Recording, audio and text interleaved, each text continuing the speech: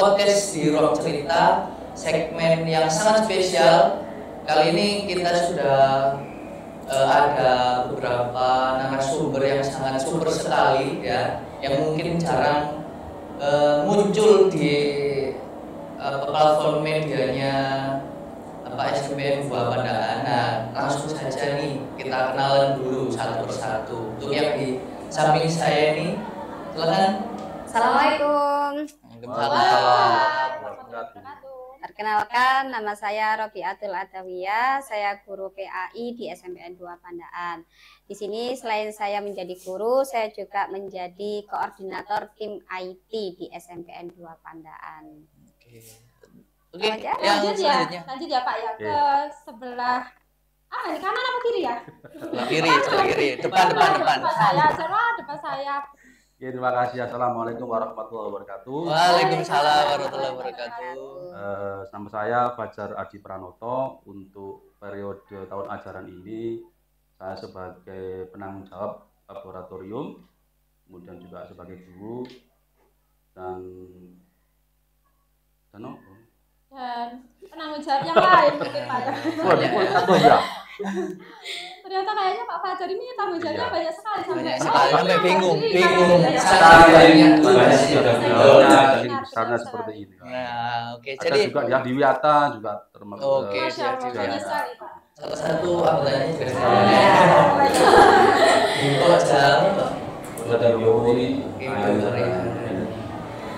Nah, baiklah Sobat Sepeda, kali ini kita akan membahas tentang digitalisasi pendidikan di era Gen Z. Ini topik yang sangat menarik sekali, apalagi sekarang itu zamannya Gen Z dan digitalisasi. Tapi tidak lupa bahwa pada pertemuan atau pada kesempatan kali ini ada satu momen yang istimewa, yaitu tentang sejarah tentang ruang cerita. Bagaimana ruang cerita ini bisa terjadi, bisa terbentuk sampai terlaksana seperti ini. Nanti akan kita cerita, kita langsung tanya saja nanti ke dua narasumber hebat kita kali ini. Tentunya dari tim IT ada Bu Robi tadi yang sudah memperkenalkan sebagai koordinator ya. Tentunya kan tahu bagaimana perjalanan podcast, bukan hanya di Ruang Cerita, mungkin dulu juga ada podcast ya. Jadi fun fact ya, ada podcast juga sebelum Ruang Cerita ini yang sudah rilis di YouTube-nya SMPN 2 Pandaan. Nanti bisa dilihat dulu bagaimana perjalanan podcast sebelum adanya Ruang Cerita ini. Ya, dari sana terus kemudian ada Pak Fajar tadi juga yang mungkin sudah lama berkecimpung di dunia informasi dan teknologi, jadi sedikit banyak tahu bagaimana sejarahnya, kemudian persiapannya, ribetnya membangun awalnya ya Pak Fajar ya. Itu nanti kita kulik, kita tanya-tanya sedetail mungkin biar sobat-sobat sepeda juga tahu bagaimana proses terjadinya ruang cerita ini. Oke, masa Pak ya. Yang paling senior, kita mulai dari yang paling senior dulu ya Pak Fajar Adi Pranoto, ini kan yang paling senior di sini. Jadi paling mengetahui bagaimana sejarah ruang cerita podcast ini. Kira-kira bagaimana sih Pak? Di awal mulanya itu bagaimana? Awal mula dulu itu kita ada event wisuda kalau nggak salah itu, yaitu wisuda waktu zamannya COVID ya. Waktu di situ 2 tahun yang lalu atau 2020 kalau nggak salah, di situ ada wisuda yang memakai Zoom ya kalau nggak salah itu. Oh, jadi sempat pakai Zoom ya, nggak ada tatap muka ya, tapi tetap ada yang wisudanya pakai dalam jaringan. Dan di situ kita tim tidak ada, dulu ada tim IT tidak ada, punya ada petugas untuk seksi acara. Untuk wisuda itu kita ditunjuk, ada siapa dulu ya, ada Pak Panji. Oke, Pak Panji. Oh ya, yang belum tahu ya Pak Panji. Saya juga belum tahu. Nanti di editor ya, ditampilkan ya. Pak Panji, kemudian ada Pak Fandi. Oke, Pak Fandi. Ya. Halo. Sapa juga ya Pak.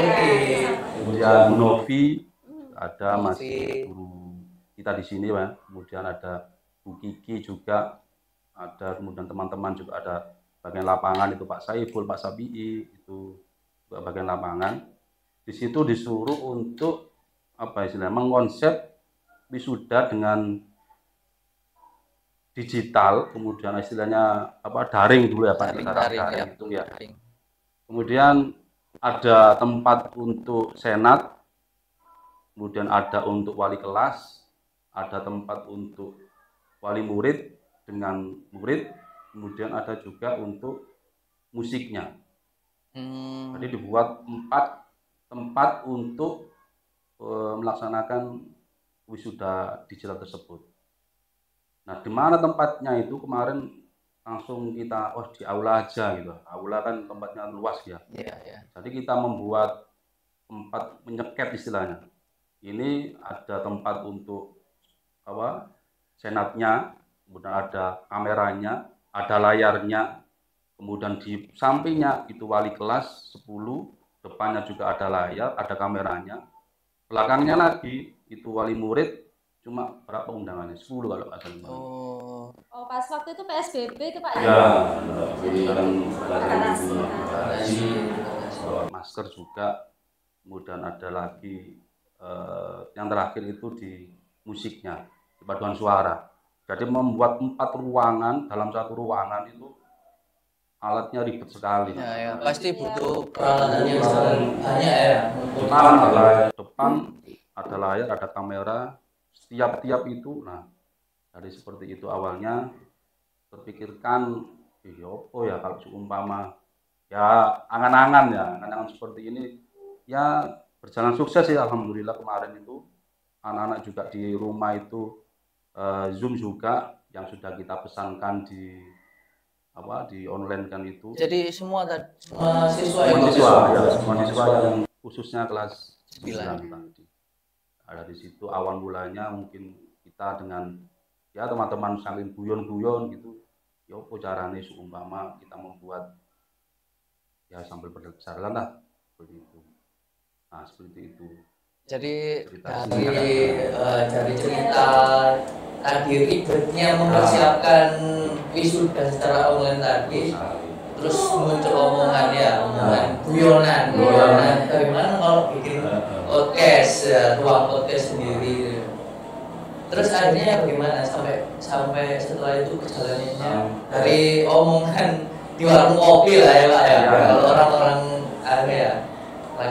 jalan ya sama sekali ya, artinya dengan beberapa periode pergantian kepala sekolah, kemudian beberapa tim juga berubah-berubah, kemudian pergantian zamannya juga sudah seperti ini sekarang ya, sudah digital. Kemudian nah sekarang ini di periode sekarang, waduh timnya sudah komplit sekali. Kalau dilihat itu lebih solid lagi ya, tidak seperti yang kemarin kan awali kita kan cuma tidak ada istilahnya tidak ada tim ya, cuma ya disuruh seperti itu ya, ada tugas ya, diberi tugas tidak sampai berkelanjutan selesai ya sudah selesai. Tapi ini kan sekarang kita berkelanjutan terus timnya ini. Nah, ada yang bidangnya seperti ini, ada bidangnya sudah ada yang studio, ada yang sudah kamera ya, macam sudah fix di sini. Banyaknya tugas tadi ya, sebenarnya kita kurang di sini ya.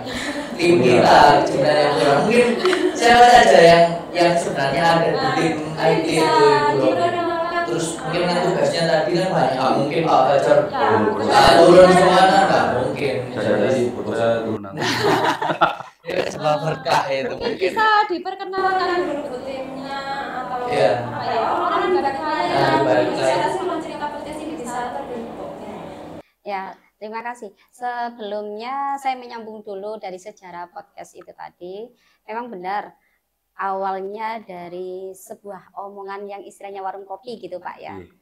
Sehingga di eranya Pak Didi awal-awal itu dibentuk tim IT.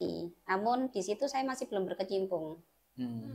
Pada awalnya itu yang dipegang kalau tidak salah Bu Sela ya Pak ya. Bu Sela. Kemudian berganti lagi ke Bu Mayang. Kemudian Bu Mayang berganti lagi kepada saya. Nah, dari saya itulah yang sampai sekarang itu masih berjalan istilahnya dengan tim-tim yang baru. Jadi setiap tahunnya ada Ya, ada reshuffle. Ya, betul. Generasi. Ya, karena di era saya tim IT untuk yang pertama itu ada beberapa yang sudah mutasi, diterima di beberapa instansi yang lainnya. Nah, kemudian kenapa kok bisa terbentuk ruang podcast itu? Itu pada awalnya di sini ada Mas Faisal. Ini Mas Faisal ini membersamai saya mulai dari awal. Jadi partner ya, partner in crime. Partner saya. Partner yang terdekat ini ya, yang terdekat. Iya kan. Karena begini. Karena di SMPN 2 Pandaan yang mempunyai bidang teknis podcast ini satu-satunya hanya Mas Faisal. Mas Faisal nanti Ya, dimasukkan nanti fotonya ya.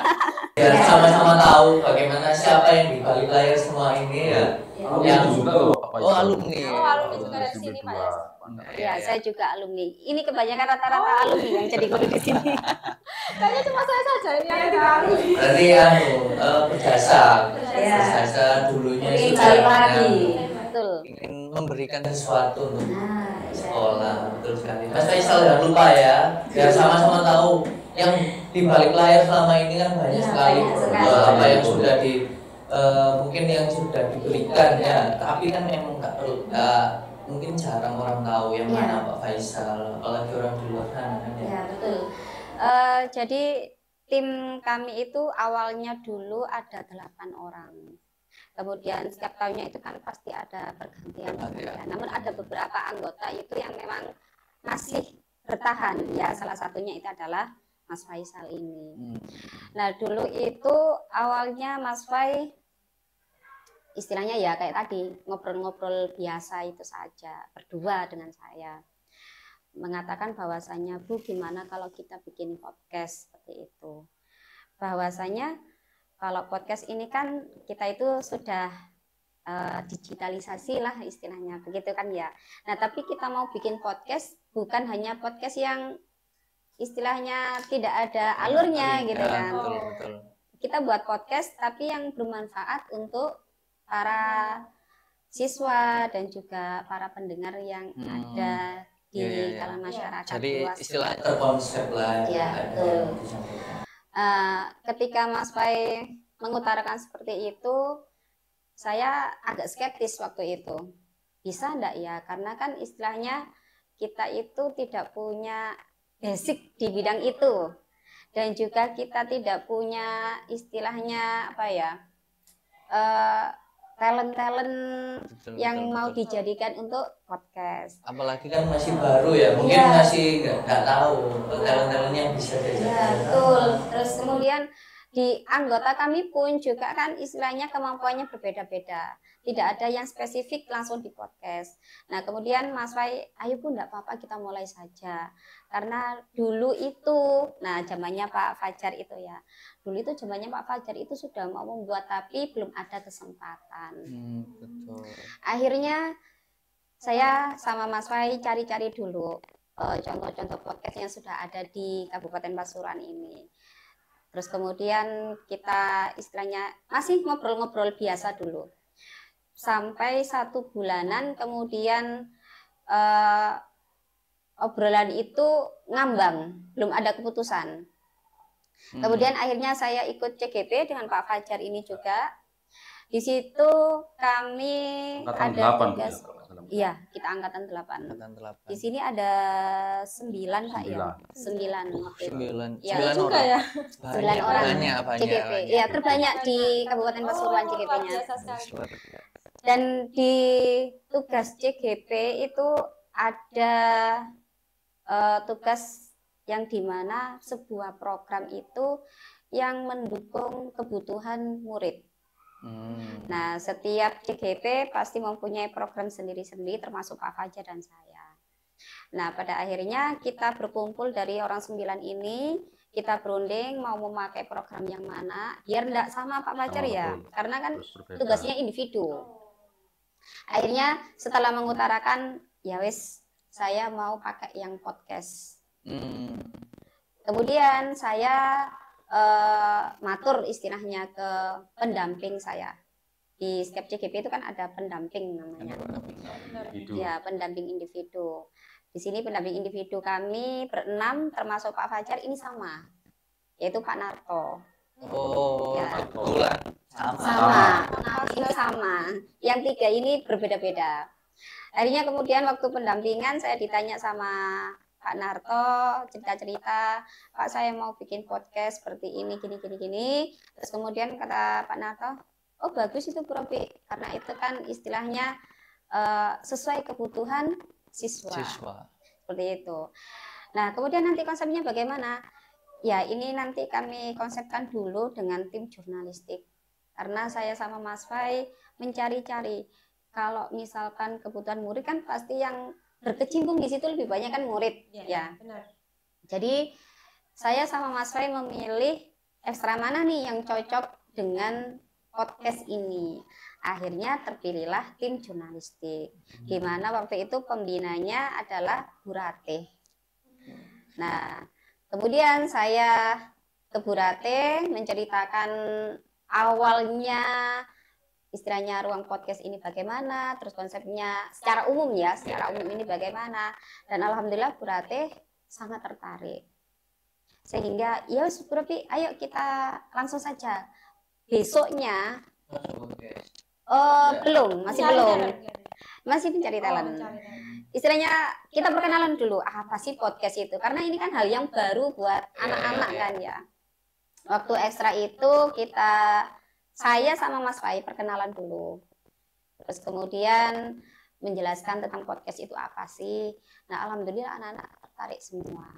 Nah dari situlah langsung ya kita tidak berlama-lama, kita langsung cari talent-talent yang sesuai, ada yang skrip, ada yang talent seperti Pak Amir sama Bu Eli, terus ada juga yang bagian teknisnya.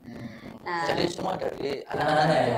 Disiapkan semuanya dari anak-anak. Betul, mulai dari pertanyaan untuk istilahnya mencari narasumber, kemudian teknis yang sekarang dipegang sama Mas Fai, tapi anak-anak tidak langsung bisa, tetap ada pendampingan, cuma anak-anak idenya dari anak-anak semua seperti itu.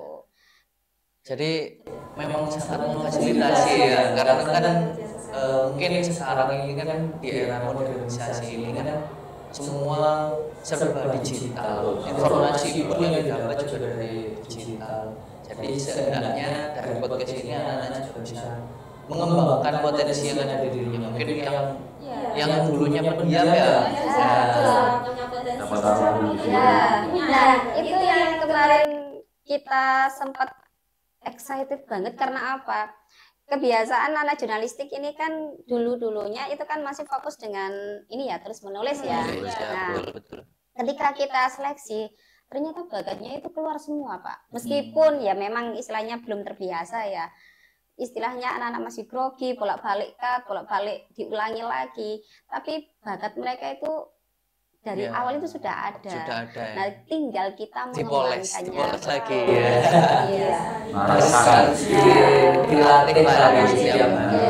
Kebanyakan yang diajarkan itu kebanyakan menulis ya. Jurnalistik. Nah, untuk berbicara ini jadi agak kurang porsinya. Sehingga kegiatan podcast ini selain untuk bakat atau minat juga mungkin menyalurkan hobi atau menggali bakat-bakat dari sendiri ya seperti itu. Apalagi di digitalisasi ini ya, Pak Ajam Pak Robi kan era di mana Gen Z secara sangat gencar-gencarnya dengan digitalisasi. Dikit-dikit Gen Z. Semuanya harus sosial media. Apalagi kalau anak-anak bikin status begitu ya, itu wah sesuatu gitu. Kayaknya ini bisa mengarahkan ke hal-hal yang lebih positif. Jadi singkat cerita ya, untuk tadi mungkin sudah sejarah panjangnya dari ruang cerita, dari podcast ya, belum sampai ke ruang cerita ini ya. Terus mungkin sampai ke akhirnya menjadi ruang cerita ini bagaimana? Mungkin Pak Fajar. Ya itu tadi dengan tim yang sudah terbentuk, artinya sudah ada banyak talentnya, kemudian para timnya juga sudah banyak yang berbakat di sini. Terus kita tinggal ngatur saja sekarang. Jadi mudah untuk pengaturannya, mudah untuk koordinasinya, pengorganisasiannya untuk juga ya. komunikasinya juga nyambung Betul, semua betul. karena sudah punya tim ya. Jadi terbentuklah ruang cerita. Ya. Ya. Kalau dulu saya lihat kan video-video yang dahulu sebelum ada ruang cerita kan take-nya ada di ruang perpustakaan kalau Ya. nggak salah ya. Itu bagaimana sampai akhirnya pindah ke sampai ada ruangan wah seperti ini. Memang dulu itu karena tim jurnalistik ekstranya ada di perpus, dan juga salah satu tim anggota kami Mas Fai sama Mbak Lia. Ini Mbak Lia juga anggota tim IT. Mbak Lia ada fotonya. Oh ada. Nanti tampilkan Mbak Lia. Kan di bawah. Pokoknya semuanya harus tampilkan Iya. biar tahu.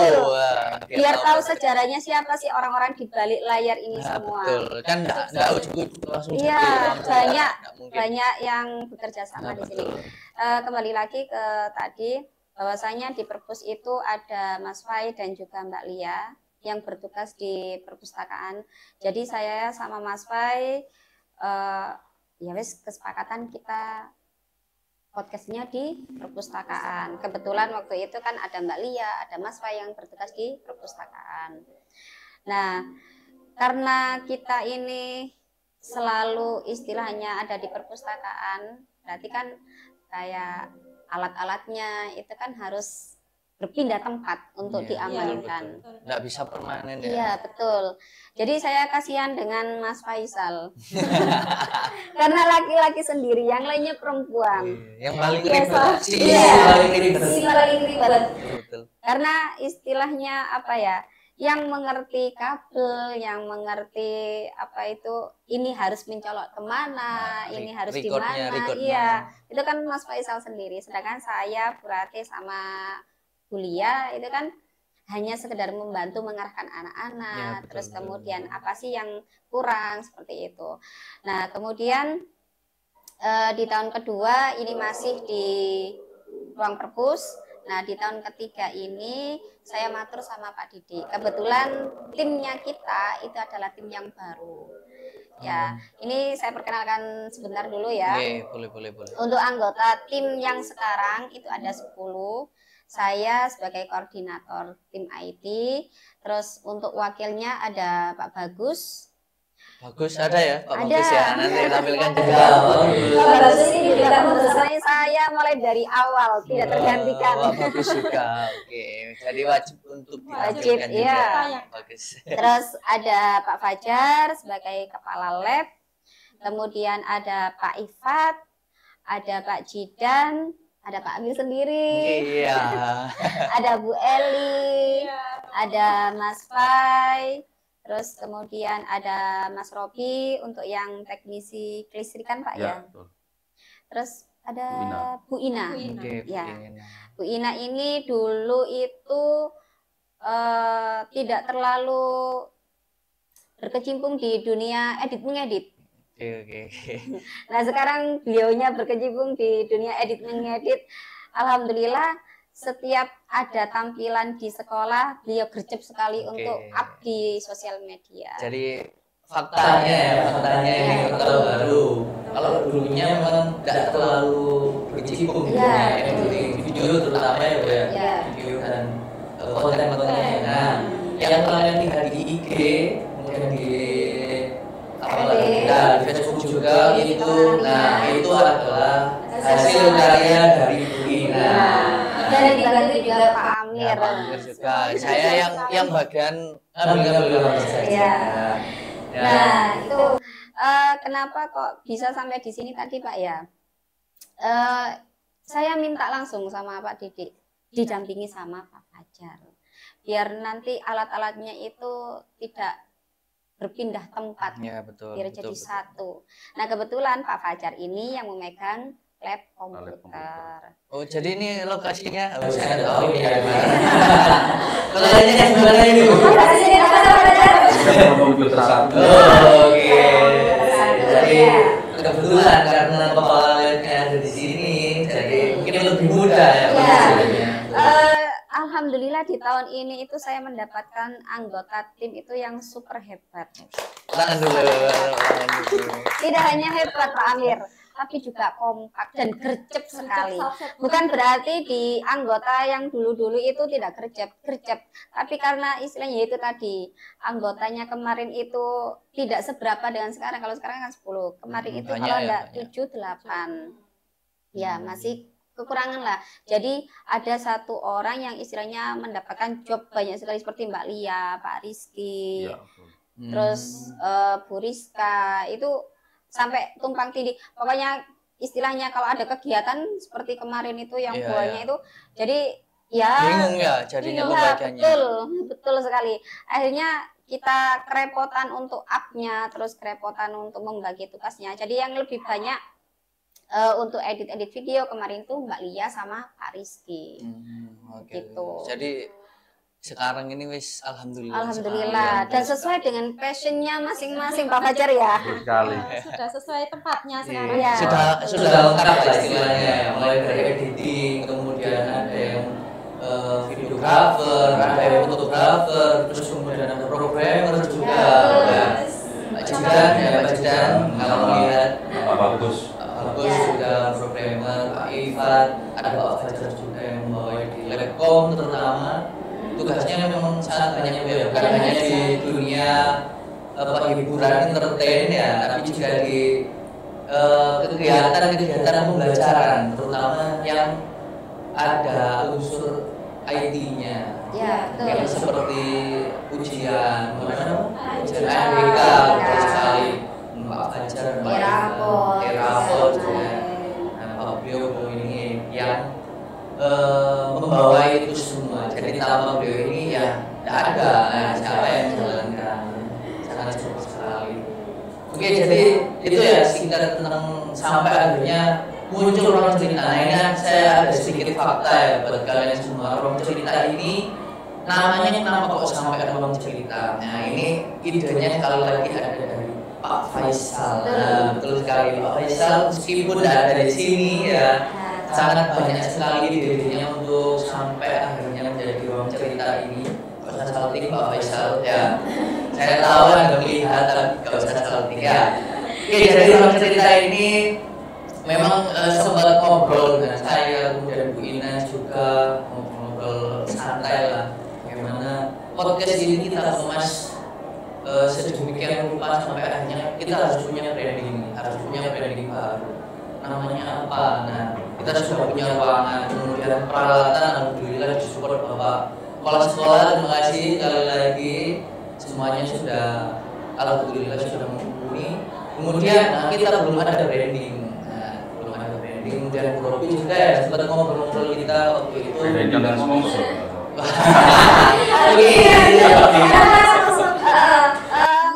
Membicarakan masalah branding ya, karena waktu CGP, kembali lagi ke CGP ya. Waktu itu ada panen karya Pak Fajar ya. Ya. Nah kebetulan di panen karya itu saya salah satu yang istilahnya dari sekian peserta itu yang terpilih menjadi istilahnya apa ya, karya terbaik atau apa Pak ya istilahnya itu. Waktu itu karyanya ya podcast ini ya. Jadi di waktu panen karya itu saya menjelaskan podcast itu apa sih, terus programnya bagaimana. Nah dari situ banyak sekali yang ingin bergabung untuk bareng podcast dengan kita. Oh gitu. Hanya collab. Iya betul. Ya. Betul sekali. Kemarin tuh ada yang dari guru konten kreator, terus ada juga yang dari HPAI, terus ada juga yang dari teman-teman ya istilahnya sama-sama di dunia perpodcastan. Seperti itu. Nah kami kemarin itu masih belum istilahnya menyanggupi ya, karena ada space istilahnya dari liburan semester ke kemarin itu kami masih stagnan, karena yaitu tadi kami masih belum menemukan tim yang benar-benar solid gitu kan. Nah sekarang alhamdulillah sudah menemukan ya itu tadi, kita mulai lagi dari awal. Nah, sekarang partner saya terdekat lagi bukan hanya Mas Faisal, tapi Pak Fajar. Ini yang selalu saya bawa kemana-mana. Kalau mau ke kepala sekolah, Pak Fajar, ayo kita ke kepala sekolah. Ngapain Bu? Saya ceritakan gini-gini. Oke, siap ya. Selalu siap Selalu sedia. siap. Menjadi garda terdepan tim Iya, IT ya, betul. betul sekali. Harus ada yang seperti itu. Iya. Oh iya, berarti ngomong-ngomong masalah branding ya Bu ya Pak. Di Ruang Cerita Podcast ini berarti sudah ada gebrakan baru atau ada ide-ide baru yang mungkin sudah disiapkan dari tim IT gitu. Apa sudah ada Pak? Ya ini mungkin ke depan ya mungkin sudah ada rencana terjadwal ya kita belajar sambil belajar juga dengan dunia per podcastan gitu ya. Ya, betul. Walaupun belum sempurna tapi kita sudah melangkah ke depan. Ya kita tunggu saja. Oke. Itu Oh, bisa rahasia. Iya. Kayaknya berat. Ngomong itu berat. Berat. Iya, Saya tahu. karena sebenarnya kita itu setiap orang di anggota kami itu mempunyai ide brilian sekali Pak Fajar ya. Cuma kita itu mau istilahnya menyatukan buat program yang lebih lebih diterima dengan anak-anak. Karena untuk yang kemarin itu podcastnya itu masih kurang. Nah, ini kita mau mengangkat lagi istilahnya konsep podcast yang bagaimana yang disukai dengan anak-anak. Tergantung juga dengan program-program yang lainnya. Kemarin juga Bu Ina sama Mas Fai mempunyai ide-ide yang sangat brilian sekali untuk program-program selain podcast ini. Tapi tetap di bawah Di bawah cerita. ya. Sedikit saya spill kalimat dari Pak Faisal. Ruang cerita ini karena awalnya memang kita berada di ruangannya kecil, tapi akan banyak cerita yang akan muncul di sini. Ya, seperti itu. Terima kasih Pak Faisal, sangat super sekali. Meskipun ruangannya kecil, akan banyak cerita yang maknanya itu panjang ya, sekali. betul sekali. Jadi mungkin nanti di sini tidak hanya podcast saja ya, Ya. mungkin ada penjelasan tentang pembelajaran, terus kemudian, nah tadi ada yang di spill sedikit tentang ide yang sangat brilian, mungkin karena kita ada ruang cerita. Nanti buat kalian-kalian yang ingin bercerita, nah ada segmen khusus ya, ada segmen khusus nanti akan kita rilis di Instagramnya SMPN 2 Pandaan. Nah, kapan itu dipantau saja. Oke, ditunggu saja gebrakan segmen terbaru di ruang cerita. Ini sudah baru muncul, ada segmen baru lagi. Betul. Banyak yang menunggu. Nah, banyak yang menunggu, betul sekali. Jadi kita nantikan saja apa yang katanya Pak Fajar tadi, kayaknya berat mau ngomong. Jadi biar kalian penasaran dulu ya. Biar penasaran dulu. Banyak sekali teman-teman dari siswa juga, siswa yang berprestasi. Nah, betul. Ada ketua OSIS yang baru dengan tidak iya. melalui omong-omongan tapi kan dari media sosial kita dimanfaatkan. Nah, juga. betul. Di medianya semuanya diraih lah semua. Nah, jadi ibaratnya kita di sini sebagai tempat cerita mereka yang bisa menjadi inspirasi teman-teman semua nanti yang melihat, bukan hanya yang sekolah di sini saja, tapi ya kita pinginnya seandainya Nusantara. Nah, jadi bisa mendapatkan nilai yang berharga dari apa yang sudah disampaikan nanti di ruang cerita tentunya. Nah, oke.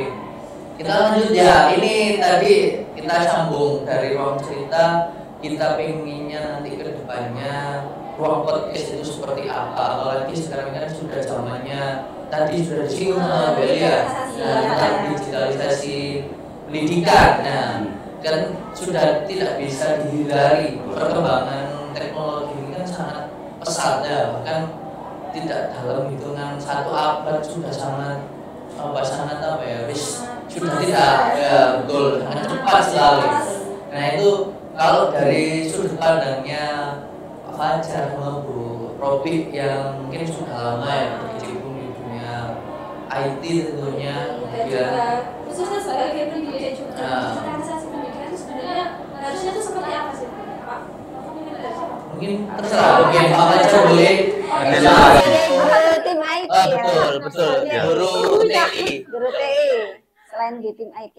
Untuk digitalisasi pendidikan sendiri itu kan kita menggunakan alat-alat teknologi informasi komunikasi untuk diterapkan di pendidikan, di dunia pendidikan khususnya, entah itu di ujiannya, atau pembelajarannya, administrasinya, kemudian kurikulumnya, pokoknya semuanya yang ada di pendidikan di sekolah kita terapkan di sana. Contoh kemarin kita sudah Pak Bagus dengan Pak Jidan itu ya, kita membuat barcode itu untuk ujiannya anak-anak waktu ujian akhir semester Bu. Ya. Nah, itu juga yang dibuat. Tahun kemarin berarti Ya. tahun ajaran Ya, kemarin. 2 tahun.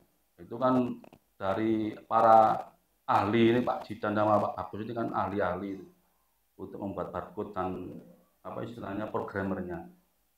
Itu juga membuat versi yang Android, ya ada Android versi yang apa Apple gitu Ya, ya. betul, iPhone. Juga untuk bagi yang komputer yang yang punya HP, kita pasang pakai di komputer itu yang jadi semua ya terfasilitasi. yang apa istilahnya di komputer itu bitnya 65 atau 34 dan seperti itu Harus disesuaikan. Betul. Dan juga siswa juga dari situ juga penggunaannya apa ya, ada positifnya juga. Anak-anak tidak bisa membuka HP atau tidak bisa membuka aplikasi yang lain. Ketika mengerjakan soal tersebut, fungsinya itu di sana penerapannya. Nah, jadi terus berkembang. Kemarin juga ada gebrakan baru lagi. Iya. Gebrakan terus ya. Terus. Dengan berjalannya waktu anak-anak juga apa istilahnya tidak tinggal diam dari waduh nggak bisa nyontoh. Oh iya, nah, ada sharing motivasi dari siswa. Betul. Motivasi waduh kacau nyontoh ini nggak bisa lihat aplikasi lain, kalau buka aplikasi lain kita hang. Artinya hang atau keluar terus kita ngerjakan lagi dari awal. Nah ini anak-anak juga tahun yang kemarin yang sekarang sudah lulus itu juga motivasi bagaimana cara untuk membobol seperti itu. Sudah bisa. Tapi dalam waktu 1x24 jam Pak Bagus langsung membuat program lagi. Ini canggihnya Pak Bagus itu. Ya. Jadi ketahuan dari waktu hari itu juga kebobolan, langsung dirombak sama Pak Bagus. Besok ganti lagi. Sudah nggak bisa. Nggak bisa lagi. Oke. Itu kan dari ada counternya. Ya, sudah ada. Cerdasnya anak-anak kan di sana mencari Betul. celah. Karena kita di digital ya, kita nggak bisa melupakan positif sama negatifnya gitu ya. Positif ada, negatif juga ada. Nah, tergantung kita nanti anak-anak ini menerapkan dia di posisi yang mana, mau dia ke negatif atau positif. Nah, kita guru harus mendidik seperti itu, membimbing bagaimana diarahkan anak ini nanti jadikan programmer yang bagus lah kalau nggak salah ya. Diarahkan. Betul. Jangan sampai ya minimal ada tata keramanya istilahnya. Kalau agama kan ada adabnya. Ada adabnya gitu. Ada etikanya itu. Nah, kita sebagai pelajar itu bagaimana untuk komunikasi digital ini atau pendidikan digital ini digunakan yang selayaknya, yang semestinya untuk pembelajaran itu bagaimana. Ya boleh kalau dibuat ya buat individu sendiri saja gitu, buat untuk apa istilahnya ya, konsumsi pribadi, tapi tidak untuk langsung ke kejahatan, tidak, tapi ya kita untuk pembelajaran saja. Jadi memang tidak bisa dipungkiri ya. Mungkin zaman kita kalau mungkin Pak Fajar, Robi itu kan harus belajar dulu ya, harus belajar dulu. Dan saya juga mungkin zamannya Bu Eli juga harus meraba-raba dulu ya, dulu yang masih mungkin HP ya nggak secanggih sekarang, terus kemudian ada jam seperti ini kita harus belajar. Tapi kalau yang namanya Gen Z ini ya, Gen Z ya, betul ya, Gen Z ini kan sudah nggak perlu dipelajari, anak-anak sudah bisa sendiri karena sudah memang zamannya ya. Tapi ya bagaimana kita harus lebih bijak lagi dalam menggunakan digitalisasi ini, terutama sekarang ini yang lagi marah mungkin ya mungkin status, kemudian kan anak-anak kan mungkin lebih sering melihat platform media sosial. Nah mungkin kayak Instagram ya, kemudian ada WhatsApp, nah ya terus ada Twitter dan lain sebagainya. Nah itu kan apa ya, tidak bisa dikontrol anak-anak gitu ya. Jadi mungkin ada bagaimana tipsnya mungkin untuk supaya anak bisa lebih yang positif itu kan sebagai pendidik kita juga harus lebih canggih gitu ya. Berarti canggih anak-anak sudah sangat canggih, jadi kita sebagai pendidik juga harus jauh lebih canggih lagi. Itu tantangan mungkin ya, tantangan bagi guru-guru sekarang bagaimana menerapkan anak. Mungkin dari Bropi ada tips khusus ketika menghadapi siswa di kelas terkait dengan digitalisasi pendidikan ini. atau pesan untuk mereka di sana yang belum bisa bijak dalam memanfaatkan platform media sosial terutama. Kalau tips sih istilahnya saya tidak mempunyai tips yang sangat wah gitu ya. Cuma kalau dalam keseharian saya melihat anak-anak itu hampir 24 jam itu HP ada di tangan mereka. Benar Nah, sekali. betul. Apalagi kalau misalkan HP itu dibawa ke sekolah untuk pembelajaran. Kalau dulu Pak Fajar ada itu. Apa? HP-nya 24 jam. Ya. Nah, ada. Oh, ya. Jawabannya Pak Fajar sama saya itu kalau main HP yang ular makan Ya, ekornya itu betul. Pak Fajar ya. Nah, itu. Harus nunggu jam malam kadang ya. Iya. Jam malam ada dapat Iya. bonus HP SMS gitu. jadul HP sekali jadul. ya, ada bonusan bicara. Ya, itu baru digunakan. Poliponik dulu istilahnya, monokrom masih yang gede-gedean anten. Kalau sekarang kan lebih canggih Pak ya, istilahnya HP murid dengan HP guru saja sangat berbeda, Iya. bahkan lebih bagus HP murid ya, dan lebih canggih muridnya. Nah, kalau saya melihat ini kita sebagai pendidik yang pertama pasti kita tidak boleh kudet istilahnya ya. Nah. Kudet apa istilahnya kudet itu Pak ya, kurang Ya, update ya. kurang update. Mungkin anak-anak zaman sekarang nggak tahu apa itu kudet itu ya. Kalau kita kan istilahnya Iya, sudah istilahnya familiar, dulu, iya. zaman dulu. Kudet. Atau kalau sekarang kita harus mengupgrade diri, baik itu tentang pendidikan maupun tentang teknologi, itu yang pertama. Yang kedua, kita jangan istilahnya bosan-bosan lah menasehati mereka, karena mereka ini pandai atau pintar dalam hal menggunakan media sosial ataupun media digital yang mereka punya. Ya, betul. Namun mereka perlu diarahkan Nah, betul. tetap, karena rata-rata untuk HP ini paling banyak digunakan itu di rumah. Kalau di sekolah kan kita untuk pembelajaran Dibatasi ya. benar dibatasi. Katakanlah misalkan untuk pembelajaran saya di jam ke-4.56, berarti HP itu sudah harus di meja masing-masing guru mulai dari jam pertama. Baru mereka menggunakan di saat jam pembelajaran. Setelah jam pembelajaran selesai, dikembalikan lagi ke gurunya tersebut. Nah, nanti diambil ketika pulang sekolah. Nah, kalau di rumah ini kan yang mengawasi itu adalah orang tua.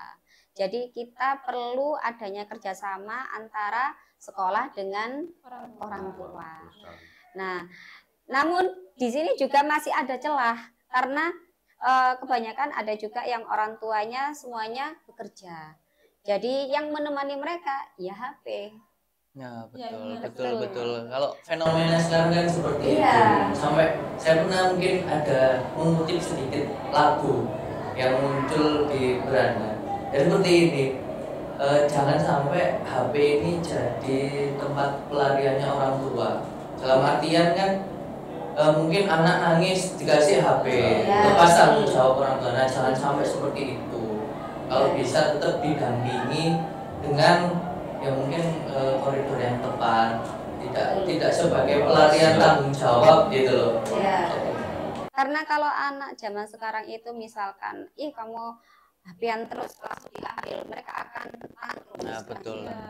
Jadi perlu ada pendekatan emosional dari orang tua ke anak.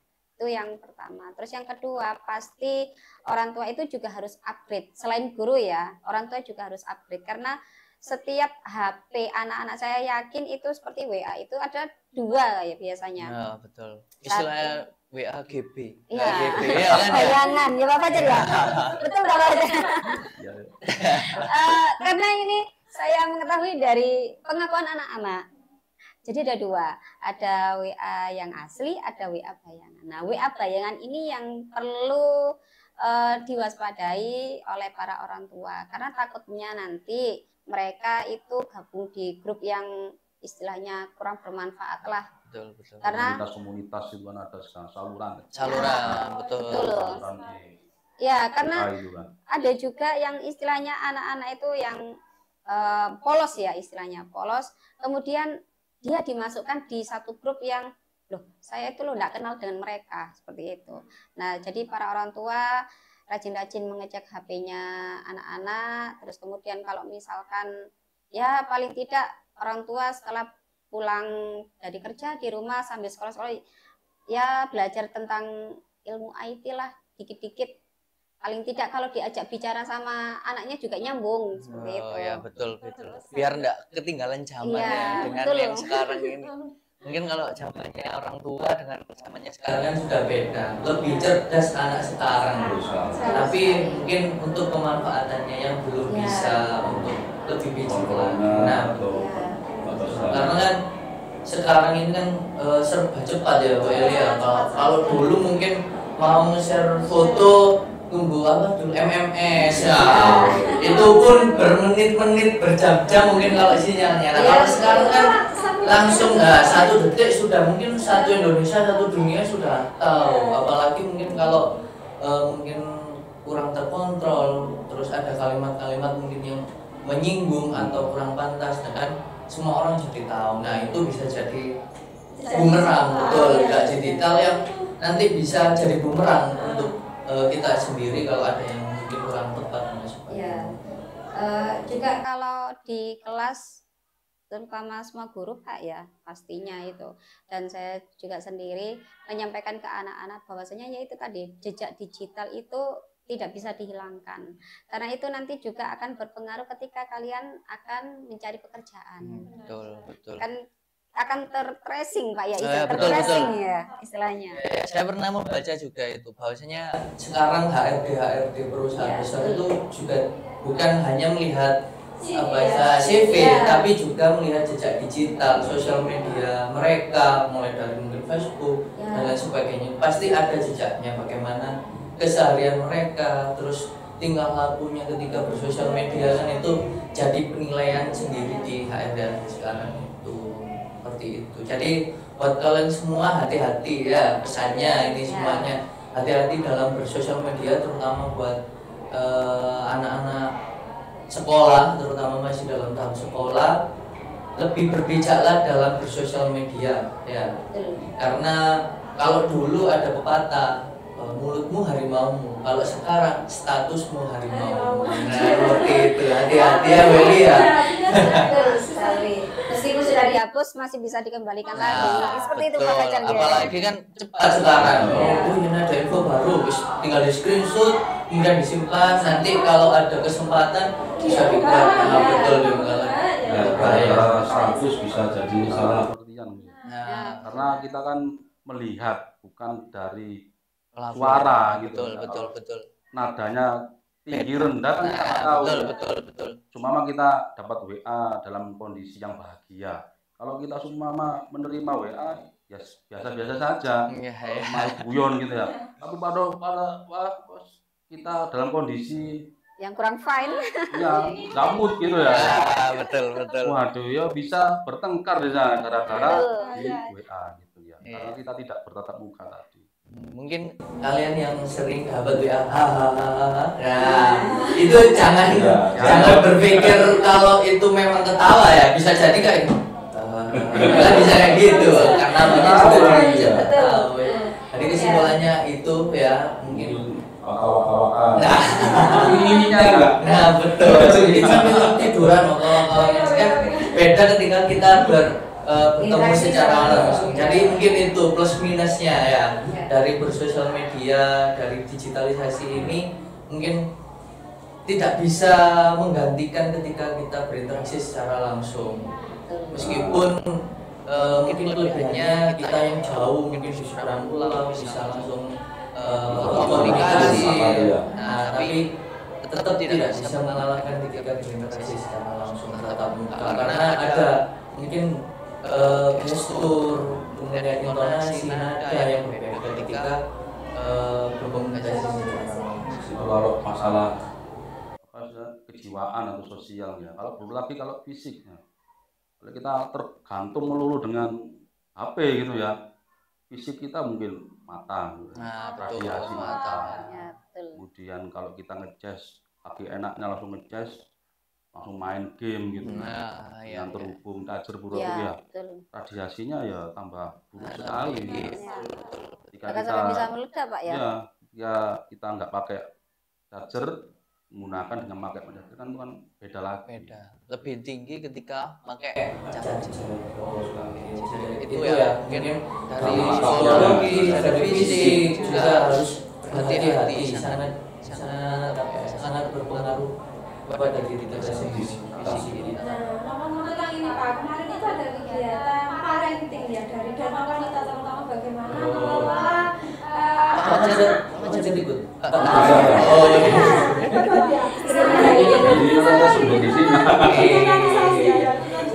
Jadi itu ada tips gimana caranya supaya anak bisa sedikit terlepas dari HP. Jadi diberikan fasilitas tersendiri di rumah, mungkin disuruh menyapu dengan orang tua atau disuruh bercerita atau disuruh kegiatan-kegiatan yang menyibukkan diri baik di rumah maupun di luar sekolah seperti itu, sehingga anak itu tidak jadi kecanduan terhadap HP. Digitalisasi sebenarnya juga bagus, tapi kalau terlalu berlebihan juga menimbulkan masalah tersendiri, masalah baru begitu ya Pak ya. Sampai ada istilah kaum rebahan. Karena semua sudah mudah, mulai dari mungkin belanja kalau dulu Brobi harus ke pasar aja, harus ngecek harganya langsung. Kalau betul, kalau nggak cocok pindah, nanti ternyata lebih mahal balik lagi. Nah, tidak ada rasa malu. Tapi kalau sekarang kan kita ya sambil tiduran pun, apalagi sekarang semua sudah dimudahkan. Pembayaran pun nggak perlu bayar pakai uang, sudah coba pakai digital. Nah itu kan, paling enggak itu ya itu tadi mungkin lebih menyita waktu untuk rebahan daripada kita menyibukkan diri dengan kegiatan-kegiatan fisik. Sebenarnya kan bagus juga kalau kita lebih banyak berkegiatan di luar daripada hanya di rumah. Dengan orang lain mungkin ya, karena anak-anak kita di SMP itu juga kadang ada beberapa lewat Allah tidak berinteraksinya seperti itu ya. Mungkin ada pengaruhnya juga dari karena mungkin ya itu tadi karena kita tidak berinteraksi secara langsung, jadi kita tidak tahu. Kalau di digital kan kita harus ngobrol, kita tidak tahu mungkin umurnya di atas atau di bawah atau setara, jadi rasanya sama. Nah ketika kita bertemu di lapangan terus kemudian ada hal yang seperti itu ya disamaratakan betul itu juga berlaku ketika pembelajaran, di mana ketika anak-anak membawa HP, kita sebagai guru membuat istilahnya kalau sekarang modul ajar ya, atau kalau zaman dulu RPP Pak Fajar ya Pak. Nah kalau sekarang kan istilahnya Gen Z ini kan pastilah digitalisasi cepat sekali. Nah tapi mereka itu masih belum bisa memanfaatkannya dengan baik. Jadi kita di sini guru SMPN 2 Pandaan, alhamdulillah kalau dalam membuat modul ajar ini bukan istilahnya mau besar-besarkan atau gimana ya, realnya modul ajar ya.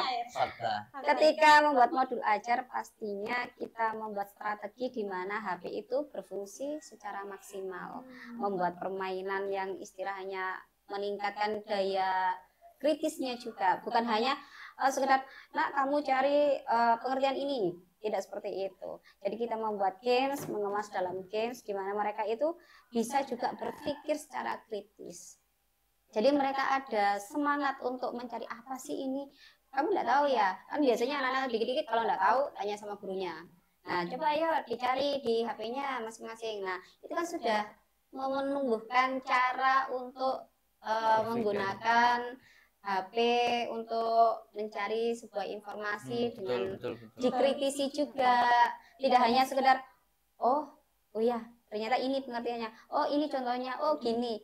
Jadi mereka tidak hanya sekedar menerima saja dari internet, tapi juga diajak untuk berpikir. Mungkin itu bisa salah satu tipsnya anak-anak biar tidak menggunakan HP itu untuk searching yang istilahnya hal-hal yang kurang yang instan. Jadi mereka bisa mengkritisi juga di apa yang disampaikan di internet, karena kan internet itu banyak sekali sumbernya. Betul. Jadi kita harus berhati-hati dalam memilah dan memilih informasi yang disampaikan. Mungkin kita satu keyword saja mungkin ya Indonesia. Di situ kan banyak nanti muncul mungkin mulai dari makanan, ada mungkin tempat wisata, tapi kan kita harus menyesuaikan dengan konsumsi kita. Jadi yang sesuai saja. Terlebih sekarang kan ada teknologi AI itu ya, dan semua sangat dimudahkan ya. Semua sangat mudah. Tapi itu tadi kita jangan sampai terlena dengan kemudahan ini sampai nanti kreativitas kita sendiri malah tidak terasa, jadi tergantung dengan teknologi yang sudah ada saat ini. Betul sekali. Kemarin juga di waktu kelas 9 itu sebenarnya anak-anak itu punya bakat Pak ya, untuk menggambar poster digital gitu ya. Terus kemudian membuat kayak karakter apa itu manga istilahnya kalau Jepang gitu ya. Nah itu juga ada yang sampai ada orang yang tertarik dan dijual. Jadi misalkan saya tahunya itu kalau misalkan separuh badan itu berapa ratus ribu. Nah itu juga termasuk dalam artian mereka menggunakan digitalisasi ini sesuai dengan sesuai dengan minat mereka, terus kemudian sesuai dengan bakat mereka, dan juga bisa menggunakan secara bijak.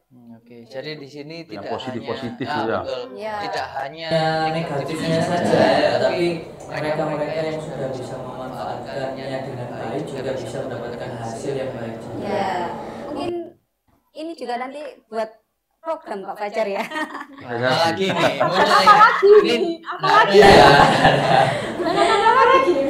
untuk munculkan anak-anak yang istilahnya pandai berkutat di digitalisasi ini perlu dimunculkan untuk cara pemanfaatnya biar anak-anak yang tadi kayak Pak Amir katakan kaum rebahan, termasuk saya juga aslinya kaum rebahan Pak Amir.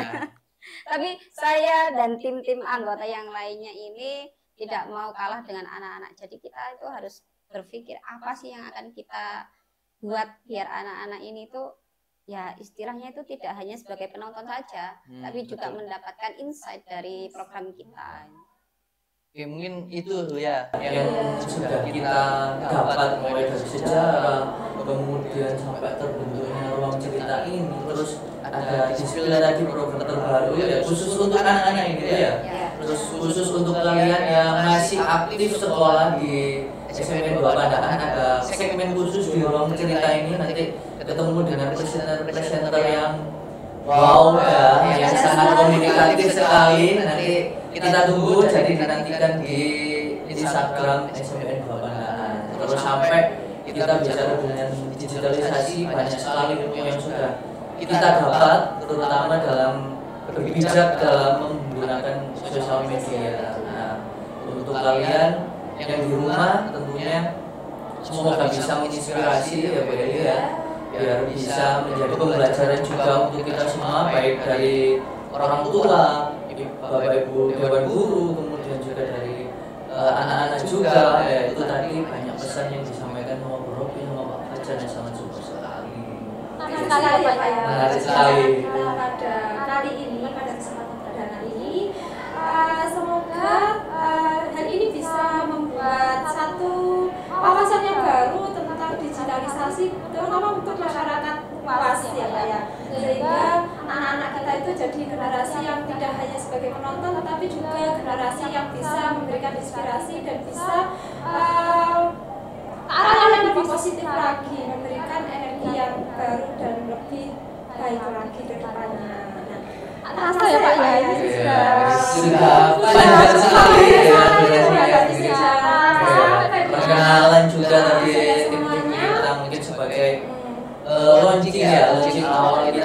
ruang cerita. Jangan lupa pesannya Pak Faisal, meskipun ruangannya sempit, tapi akan banyak cerita yang muncul di sini. Banyak makna yang akan bisa dipetik sebagai itu saja ya Pak ya.